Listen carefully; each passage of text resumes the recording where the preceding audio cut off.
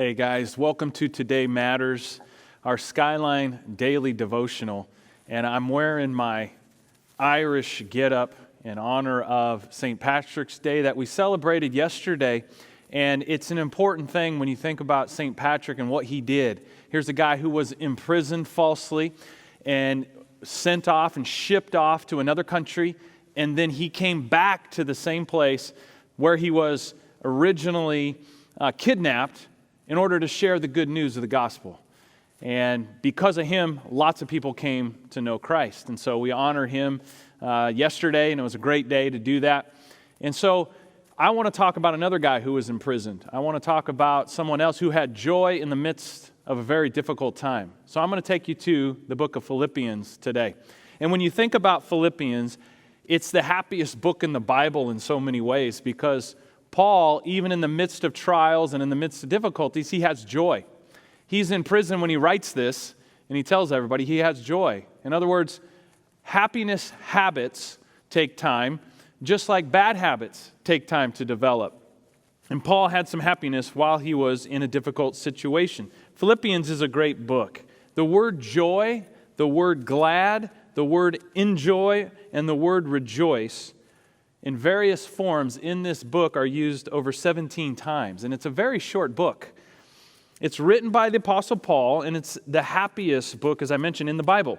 While he was in prison, he writes this book in about 62 AD. That particular town, Philippi, is a place of only about 10,000 residents at the time that Paul writes this. It was named after Alexander the Great's dad, King Philip. It had a thriving interstate that went through it, and so business cropped up and all these things, and so it had the potential of being a great city. But Paul had a heart for that city. And in so many ways, this particular book is a thank you note. Paul is writing the church at Philippi a thank you note. See, what happened was the church took care of Paul's needs while he was out on mission trips, and they took care of him, even though it was a very difficult place to start a church. It didn't go well for Paul. As a matter of fact, he had a lot of struggles in that city. The city wasn't very welcoming of him.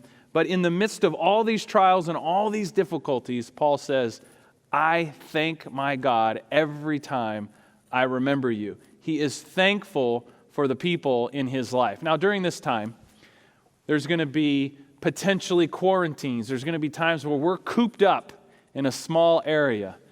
And what I want to encourage you to do is have a mindset of thankfulness for those people in your life. As a matter of fact, I want to encourage you today, make a list of those people first who are closest to you in your life and write down what you are thankful for them. And then I want you to take it a step further. If they're in the same house with you, I want you to tell them. Tell them how thankful you are for them. If they're in another city, another country, write them, text them. Just take today and let's make it a day of thankfulness because today matters.